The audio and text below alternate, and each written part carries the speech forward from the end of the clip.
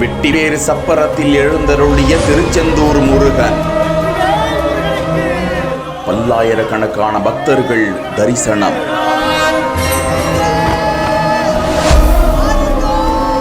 அறுபடை வீடுகளில் இரண்டாம் படை வீடான திருச்செந்தூர் அருள்மிகு சுப்பிரமணிய சுவாமி கோவிலில் மாசி திருவிழா கோலாகலமாக களை கட்டி நடந்து வருகிறது. இந்த திருவிழாவின் 7வது நாளான இன்று அதிகாலை 1 மணிக்கு நடை திறக்கப்பட்டு 1:30 மணிக்கு விஸ்வரூப தீபாராதனை, 2 மணிக்கு உதயமார்த்தாண்ட அபிஷேகம், அதிகாலை 5:30 மணிக்கு சண்முகருக்கு உருகு சட்ட சேவை. இதனையடுத்து சுவாமி சண்முகர் வள்ளி தெய்வானையுடன் சண்முக விலாஸ் மண்டபத்தில் எழுந்தருளுதல், அங்கு புஷ்பாஞ்சலியும் நடத்தப்பட்டது. இதையடுத்து மகா தீபாராதனை காட்டப்பட சுவாமி சண்முகர் வள்ளி தெய்வானையுடன் வெட்டிவேர் சப்பரத்தில் எழுந்தருளி பக்தர்களுக்கு காட்சியளிக்க பரவசம் அடைந்த பல்லாயிரக்கணக்கான பக்தர்கள் முருகனுக்கு அரோகரா என சுவாமியை வழிபட்டனர். தொடர்ந்து சுவாமிகள் பிள்ளையன் கட்டளை மண்டபத்திற்கு சென்றடைந்தனர். மாலையில் வள்ளி தெய்வானையுடன் சிவப்பு சாத்தி கோலத்தில் சண்முகர் அங்க சப்பரத்தில் எழுந்தருளி பக்தர்களுக்கு காட்சியளித்தார். பல்லாயிரக்கணக்கான பக்தர்கள்